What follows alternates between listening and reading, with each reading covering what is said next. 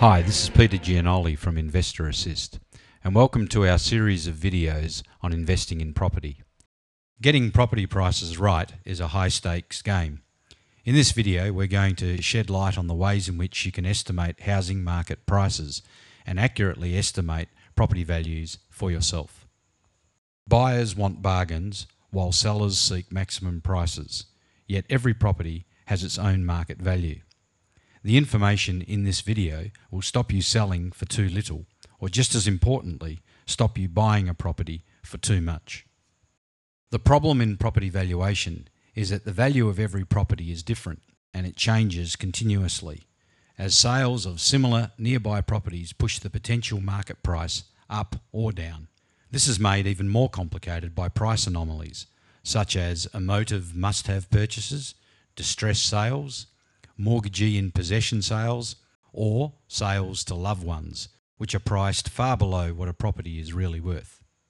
There is a huge range of free property price estimates and reports available on the internet.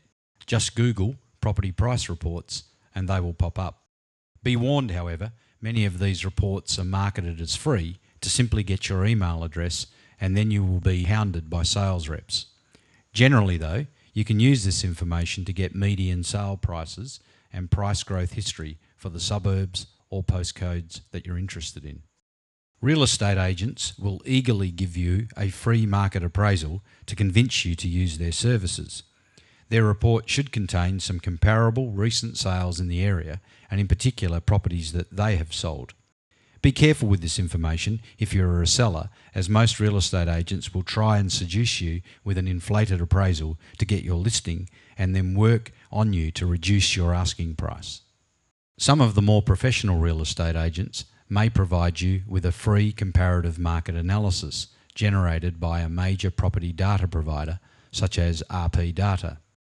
Many real estate agents subscribe to these services and pass the information on to their better clients.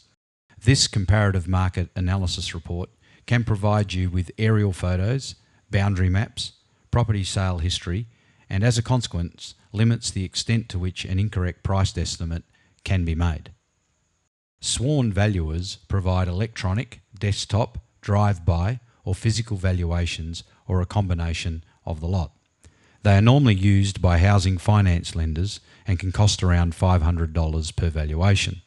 The higher the loan value compared to purchase price, the more the lender will rely on this sworn valuation.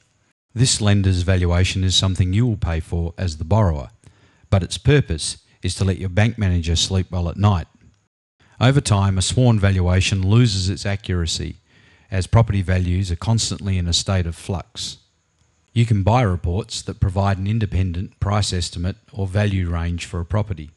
These cost from $30 to $75 per report and are available from major property data providers online. The cost of obtaining a paid property price report for each property you are interested in can quickly mount up. It is better, in fact, to do the initial research yourself. Every investor should always keep track of the current median sales price of properties in the suburbs which they are focusing on. If the property you are considering market value is fairly typical of the suburb, you can apply any percentage of change. Suburb median sales prices are available from Real Estate Institute websites. The last sales price that a property sold for is an excellent way to determine its current likely value. If the property hasn't been altered or improved significantly since the last sale, then median sales price movements will help you factor in any growth or decline in the property that you are looking at. When you compare prices of recently sold properties, the most relevant attributes for houses are the number of bedrooms, the quality of the house, and the appearance of the house. Now let's do an example valuation. If you're interested in purchasing a property, let's say number 6 Tulip Street, which is a 3-bedroom property listed for sale at $480,000. By compiling a list of nearby recently sold houses from a local real estate agent or listed for sale properties from an online website and ranking them by price, you can obtain the median or middle price. Now let's say that this median price is $430,000. Now this tells you that any property listed for sale at more than this price must have better attributes than number 6 Tulip Street, or it is overpriced. You should then use Google Street View to check out the property, or maybe even do a physical inspection of the property to see that it looks like it is priced fairly. Whilst these estimates you generate aren't replacements for sworn valuations, the more you do them, the more accurate you will become. And what's more, the more accurate you'll become at pricing houses accurately. Thank you for taking the time to watch this video.